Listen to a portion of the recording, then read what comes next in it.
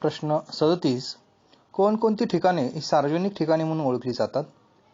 रुग्णालय, टपाल कार्यालय, पोलीस स्टेशन, पोलीस ग्राउंड, शाळा, महाविद्यालय, विद्यापीठ इत्यादी. प्रश्न 38. टिंबटिंबचा ताण या सुविधांच्यामुळे शमला जातो. वाढत्या लोकसंख्येचा ताण या सार्वजनिक सेवा सुविधांमुळे शमला जातो. प्रश्न 39. वाढत्या लोकसंख्येचा ताण कोणत्या सेवा सुविधांमुळे शमला जातो? वाढत्या लोकसंख्येचा ताण हा सार्वजनिक सेवा सुविधांच्यामुळे शमला जातो. प्रश्न 40. शहरातील मनोरंजनाची ठिकाणे कोणती? मैदाने, बगीचे, जलतरण तलाव, नाट्यगृह इत्यादी. प्रश्न 41. मिश्र वापर क्षेत्र कशाला म्हणतात? काही वेळेस वरील प्रकार म्हणजेच मनोरंजनाची ठिकाणे एकत्रितरित्या काही भागात आढळतात अशा भूमी उपयोजनास मिश्र वापर क्षेत्र असे म्हणतात. प्रश्न 42. नकाशावर अशी मिश्र भूमी उपयोजन क्षेत्रे दाखवताना टिंबटिंब वापरतात. नकाशावर मिश्र भूमी उपयोजन क्षेत्रे दाखवण्यासाठी विशेष रंग वापरतात. प्रश्न 43. लाल रंगाचा वापर कोणती क्षेत्रे दाखवण्यासाठी केला जातो? निवासी क्षेत्रे. प्रश्न 44. नकाशावर निळा रंग कोणती क्षेत्रे दाखवण्यासाठी वापरला जातो? व्यावसायिक क्षेत्रे. प्रश्न 45. नकाशामध्ये पिवळा रंग कोणती क्षेत्रे दाखवण्यासाठी वापरतात? नकाशामध्ये पिवळा रंग कृषी क्षेत्रे दाखवण्यासाठी वापरतात. प्रश्न 46. नकाशामध्ये हिरवा रंग कोणती क्षेत्रे दाखवण्यासाठी वापरला जातो? वनक्षेत्र दाखवण्यासाठी हिरव्या रंगाचा वापर करतात. प्रश्न 47. संक्रमण प्रदेश म्हणून कोणता भाग ओळखला जातो? नागरी वसाहतींच्या सीमा क्षेत्रांच्या बाहेर ज्या ठिकाणी ग्रामीण वस्ती सुरू होतात त्या दरम्यानचा प्रदेश संक्रमण प्रदेश म्हणून ओळखला जातो. प्रश्न 48. संक्रमण प्रदेशातील भूमी उपयोजन टिंबटिंब स्वरूपाचे असते, संमिश्र स्वरूपाचे असते. प्रश्न 49. मुख्य नगराजवळ टिंबटिंब तयार होतात. मुख्य नगराजवळ उपनगरे तयार होतात. प्रश्न 50. मुंबई शहराची उपनगरे कोणती? वांद्रे, भांडूप इत्यादी. प्रश्न 51. औद्योगिक क्रांतीनंतर जगभरात मोठ्या प्रमाणात टिंबटिंब सुरू झाले. नागरिकीकरण. प्रश्न 52. नागरिकीकरण सुनियोजित नसल्याने शहरे टिंबटिंब पद्धतीने वाढत गेली, अनियंत्रित पद्धतीने वाढत गेली. प्रश्न 53. शहरामध्ये मोठ्या प्रमाणावर लोकसंख्येचे स्थलांतर का होत आहे? रोजगाराच्या संधीमुळे. प्रश्न 54. शहरी भागात टिंबटिंब हा नेहमीच गंभीर प्रश्न असतो. जागेची उपलब्धता हा एक गंभीर प्रश्न शहरामध्ये असतो. प्रश्न 55. दक्षिण कोरियातील नियोजित शहरे कोणती? Singapore, Seoul. प्रश्न 56. स्वित्झर्लंड मधील कोणते शहर नियोजित शहर आहे? झुरिच. प्रश्न 57. अमेरिकेतील नियोजित शहर कोणते? Washington DC. प्रश्न 58. ब्राझीलमधील नियोजित शहर कोणते? ब्राझिलिया.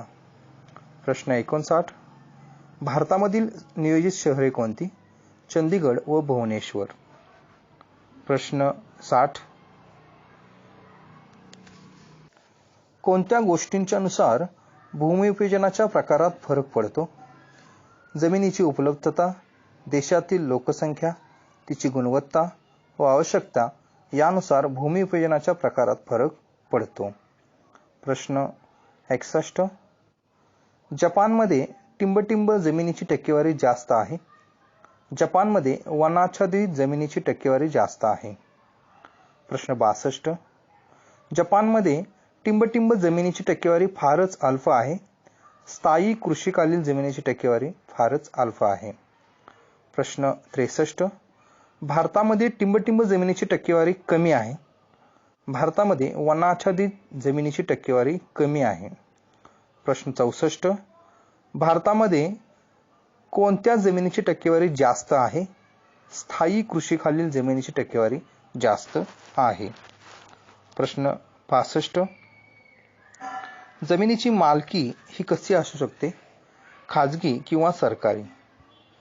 प्रश्न 66.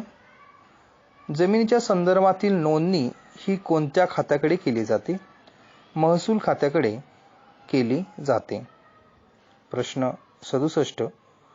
नोंदणी केलेल्या जमिनीविषयी सर्व माहिती महसूल खात्याकडील कोणत्या कागदपत्रातून पाहता येते? 7/12चा उतारा यामधून महसूल खात्याकडील सर्व जमिनीविषयीची माहिती आपल्याला पाहता येते. प्रश्न 68. 7/12च्या उतार्यामुळे जमिनीवरील आपल्याला काय समजतो?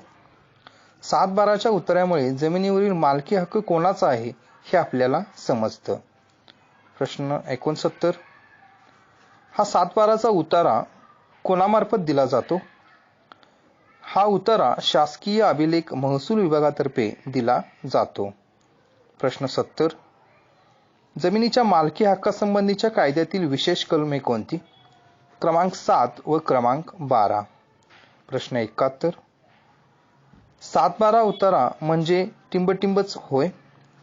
7/12 उतारा म्हणजे जमिनीचा एक प्रकारचा आरसाच होय. प्रश्न 72. 7/12 उतार्याला जमिनीचा एक प्रकारचा आरसा असे का म्हटलेले आहे? कारण हा उतारा वाचून प्रत्यक्ष जमिनीवर न जाता त्या जमिनीचा संपूर्ण अंदाज आपल्याला बसल्या जागी मिळू शकतो. प्रश्न 73.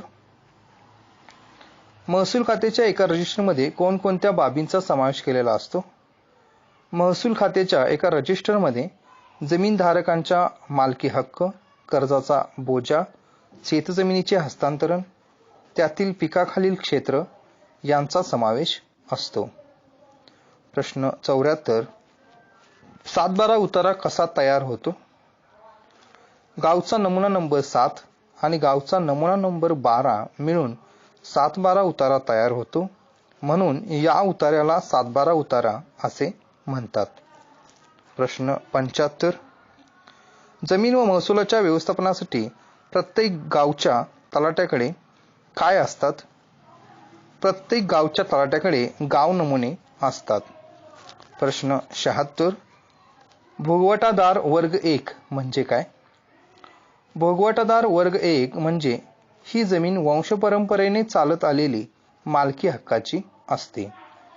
प्रश्न 77. भोगवटादार वर्ग 2 म्हणजे काय? सरकारने अल्पभूधारक किंवा भूमिहीनांना दिलेली जमीन. प्रश्न 78. कोणती जमीन जिल्हाधिकाऱ्यांच्या परवानगीशिवाय विकता येत नाही? सरकारने अल्पभूधारक किंवा भूमिहीनांना दिलेली जमीन जिल्हाधिकाऱ्यांनी परवानगी दिली तरच या जमिनीची विक्री, भाडेपट्टा, गहाण, दान, हस्तांतरण करता येते. प्रश्न 78. 7/12वर आकार या मुद्द्यामध्ये काय दिलेले असते? जमिनीवर लावण्यात आलेला कर हा रुपये आणि पैसे यामध्ये दिलेला असतो. प्रश्न 79. 7/12वर आपल्याला आणखीन कोणत्या गोष्टी समजतात? 7/12वर आपल्याला जमिनी संदर्भात घेतलेले कर्ज फेडलेले आहे किंवा नाही हे सुद्धा समजते. प्रश्न 80. बिगर शेतजमीन असलेल्या मालमत्तेची नोंद कोठे आपल्याला बघायला मिळते? मिळकत पत्रिकेत. प्रश्न 81. मालकी हक्क व क्षेत्रफळ दर्शवणारा दस्त आपल्याला कोठे मिळतो? नगर भूमापन विभागातून मिळतो. प्रश्न 82. नगर भूमापन विभागातून मिळालेल्या दस्तामध्ये आपल्याला कोणती माहिती मिळते? सिटी सर्वे क्रमांक, अंतिम प्लॉट क्रमांक, कराची रक्कम, मिळकतीचे क्षेत्रफळ, वहिवाटीचे हक्क इत्यादी. प्रश्न 83. ग्रामीण भूमी उपयोजनावर परिणाम करणारे घटक कोणते? हवामान, मृदा, उताराचे स्वरूप, जलसिंचनाच्या सुविधा, नैसर्गिक साधन संपत्ती, सरकारी धोरण इत्यादी. प्रश्न 84. नागरी भूमी उपयोजनावर परिणाम करणारे घटक कोणते? भूक्षेत्राचे स्थान, नैसर्गिक साधन संपत्ती, गृहनिर्माण धोरण, वाहतूक मार्ग, औद्योगिकीकरण, व्यापार, क्रीडांगण व मनोरंजनाच्या सुविधा, सरकारी धोरण. प्रश्न 85. महाराष्ट्रामध्ये शेतीयोग्य जमीन किती टक्के आहे? 56.8%. प्रश्न 86. नापीक जमीन महाराष्ट्रामध्ये किती टक्के आहे? 8.3%.